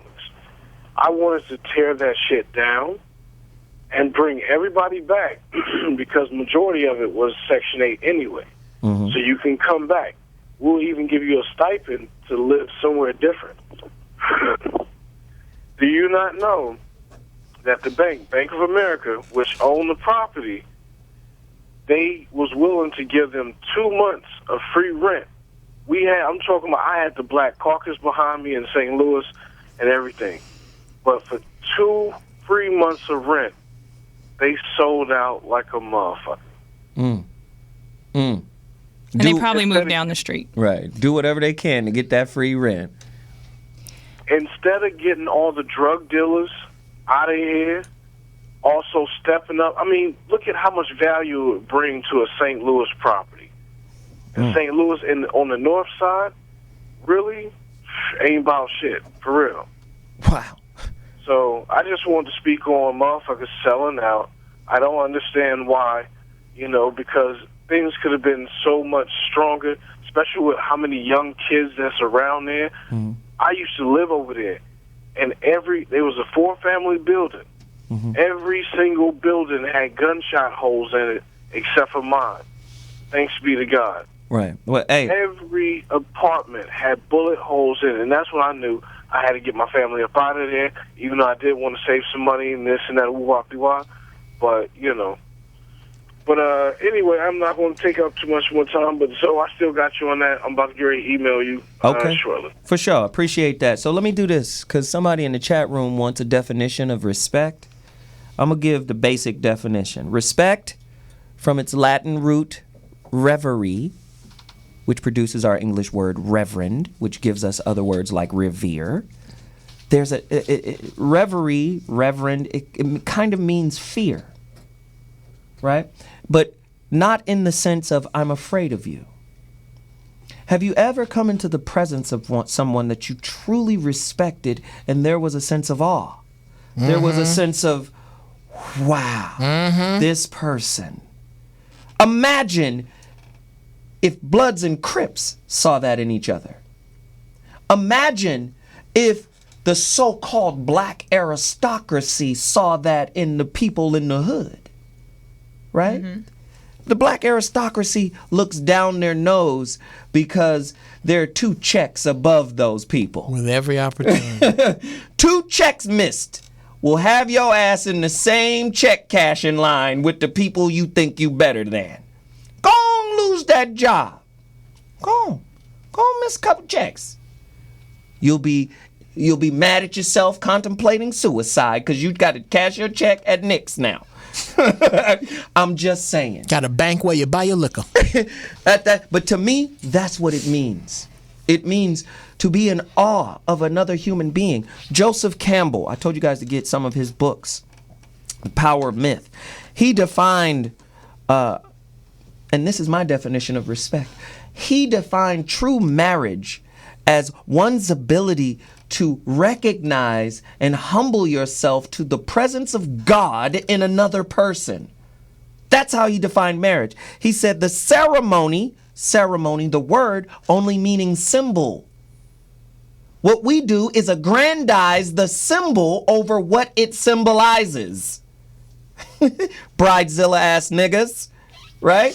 Your whole life is a ceremony. Your rims are a ceremony. Your rings, the money, the accumulation is a ceremony. But you don't have what the symbol symbolizes. You don't have meaning. That's why you're an accumulator. You're a hoarder of materialism. You're no different than the lady with all the books in her house. With all the boxes. Go ahead, Bobby. I want to leave everybody with something today in terms of the ultimate question. What's happening with black people? As we sit in here right now, I see a lot of people who are self-assured. And so we can have differences of opinions and still be respectful to one another and learn from each other. I've learned some things from this sister today that I'm glad that I heard because, I'm getting jaded now because I keep running into females. They try to be male, and it ain't happening like that. And I see males representing men at my expense. So I can come on Zoe's show and be Bobby and not try to be Zoe. And we can blend, and then we can agree, and then we can disagree. But the commonality is we're all born to die. So while we're on this planet, the question is, as black people, when are we going to look at each other as assets as opposed to liabilities? And not even do that in no ceremonial way or no figurative way, but just an instinctive way. Because people have actually done that look like us. And the plug for today from me is go to realmendon'tplay.com, my website, and you'll see the evidence of that. I just posted a blog about that process of passing the torch from one generation to another. And that's not just me. There's other sources of that, but we're a living embodiment of that sitting here right now. Right. Because I've learned something from everybody in here today. I mean, literally everybody that's in the studio today. Right. So that's a good point, and that's what we should do, and that's the purpose of this show. That's the voice of the show.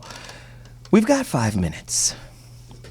Let me just do this really quickly. We didn't get to whoopings. Can we do whoopings next I got a point. Yes, go ahead. Which one?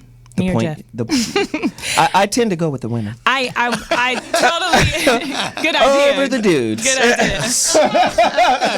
Hard leg asses. Don't nobody care about us. Right. Make your fine ass point. I loved your point about it starts with yourself, and you have to take care of yourself before you can take care of the community. But I think that there's a lot of people who think that taking care of themselves is exactly that. You know, they don't think about building themselves up through love, through gratitude, through giving back. And what we need to do is know that when you do love yourself, you can find ways. If you don't love yourself now, you can find ways to love yourself by giving to others. Wow. And building others. And people, like when you were saying the black aristocracy, I don't know who counts as that. But if you are not just regular middle class average dudes, people. People who live in Ladera Heights. Yeah, people live in Ladera Heights. Viewpoint Park. Okay, maybe then that the people, if you are in that I went to school. Okay, yeah. And? Right. If you're in that position, you should be thinking about the legacy you're leaving behind. If you are somebody who, maybe like myself, I didn't come from much. I didn't have any financial education, but I was blessed enough to have mentors along the way who trained me. I was smart enough to listen to them. And what I do now is extend that back. Wow. And I am very passionate about financially educating people and giving back. But see, let me just say, this is so beautiful what you're saying. Giving comes from within. And when you're dealing with a people that have been ripped off from the inside out, giving becomes a problem. I know. And now it's accumulating, getting. Right. It's not giving. And this is why our relationships are empty, just empty vase. Right. That's and all that's it where is. that's what I'm saying is that the challenge becomes, if you are unhappy to the level that you're unhappy, you need to be giving more. Wow. Giving more to your relationships, giving more to other people, and being the better person. Jeff Brown? I feel like sometimes we are being asked to share food when we've been starving. That's what I said. Yeah. Yeah. It's you got to understand why this person's etiquette is the way it is. If you put Oprah Winfrey, Bill Cosby, Michael Jordan, and Cornel West in a lodge up in the mountains for 2 weeks with no food, somebody finna eat somebody. Well, Oprah will be first, right? Yeah. To get Oprah, killed? Yeah, Oprah, yeah. Somebody finna out, they become cannibals because of their surroundings. And You the biggest, Oprah. you got to go. All right, let me do this. Stop being niggardly. And 9 other things black people need to stop doing. A book by Karen Hunter. Stop being niggardly. And 9 other things black people need to stop doing by Karen Hunter. Go get that book. Here's another one. Conversate is not a word. Getting away from the ghetto. Jam Donaldson. Conversate is not a word. Getting away from the ghetto. Jam Donaldson. And the final one that I have here. Sacred Woman. If you're a woman, every woman should get this book. Please, please, please go out and get this book. Every woman, learn how to be a woman. Go get it. Sacred Woman. A guide to healing the feminine body, mind, and spirit. Queen Afua. And yes, Karen Hunter did publish Pimpin' Ken's Pimpology book. Go get the Pimpology book. The 48 Laws of Pimpology. Go get it. The reason why she did this book, let me tell you, the reason why she did this book, she made Pimpin' Ken put practical knowledge in his book so he can take people away from the pimp mentality, or else she wouldn't have done it. What's the who the author? Okay, I'm just giving out giving out books. We got 2 minutes, we gotta go. But let me do this. Round robin. Bobby, where can they find you? Where can Glanton-Smith, that's the Twitter address. And my website is www.realmendon'tplay.com. Wow. Gotta follow Bobby Glanton-Smith. My good man, Geoff Brown. At GB Funny Style is the Twitter. Find me on Facebook. T-shirts and ringtones are coming, I promise. Wow. Awesome. Danisha Danielle.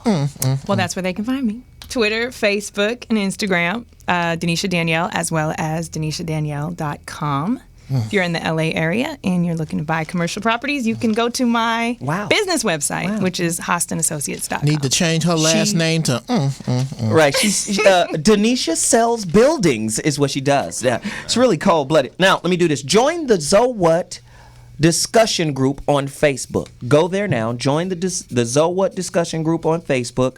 I got a Zo Williams fan page, Facebook, Twitter, Instagram. Zoser Williams on Instagram.